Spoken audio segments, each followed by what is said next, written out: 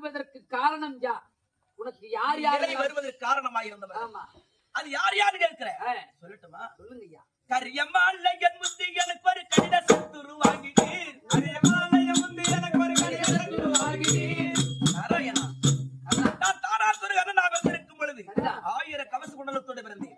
நான் வாங்கிய வரம் இரு உடலாய் இருக்க வேண்டும், ஒரு உருவமாய் இருக்க வேண்டும். ஒருவன் தவம் செய்ய வேண்டும், மற்றொருவன் என் கவச குண்டலத்தை அறுக்க வேண்டும். அப்படி தவத்தை செய்து வரத்தை வாங்கினேன். நீ இரு ஜென்மம் எடுத்தாய். நரன் நாராயணனாக என் ஜென்மம் எடுத்தாய். ஒருவர் தவத்தை செய்ய, மற்றொரு அமராணி கவச குண்டலத்தை அறுக்க. அப்போ 999 கவச குண்டலத்தை நீ அறுத்தாய். உன்னாலதே நீதான் எனக்கு முதல் சத்துரு. கரியம்மாளையன் முந்தி எனக்கு ஒரு கடித சத்துரு வாங்கினீர். பிரியமாயனை இன்று குந்தி புத்தியால் ஒரு சத்துரு. பிரியமாயனை இன்று குந்தி புத்தியால் ஒரு சத்துரு. பிரியமாயனை இன்று குந்தி புத்தியால் ஒரு சத்துரு. பிரியமாயனை இன்று குந்தி புத்தியால் ஒரு நாராயணா. அப்படி அந்த ஒரு கவச குண்டலத்தோடு சூரியனிடத்திலே சென்ற அபயம் என்று முறையிட்டேன்.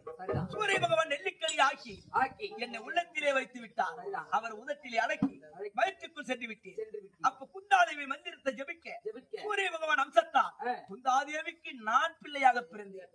அப்படி பிறந்து என் தாயிடத்திலே இருந்து பாலை குடித்து அவரிடத்திலே நான் வளர்ந்து வந்திருந்தால் என்னை கொல்ல யாரால முடியாது.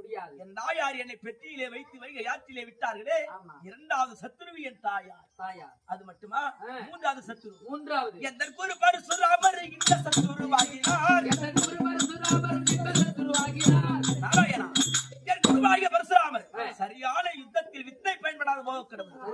அப்படின்னு இந்த சாபத்தை ஒழிக்காம இருந்திருந்தால் இந்நிலை எனக்கு வந்திருக்கா. இது 3வது. 4வது அந்த இரலோகமான ஆலயத்தின் அந்த சத்துருவாகிய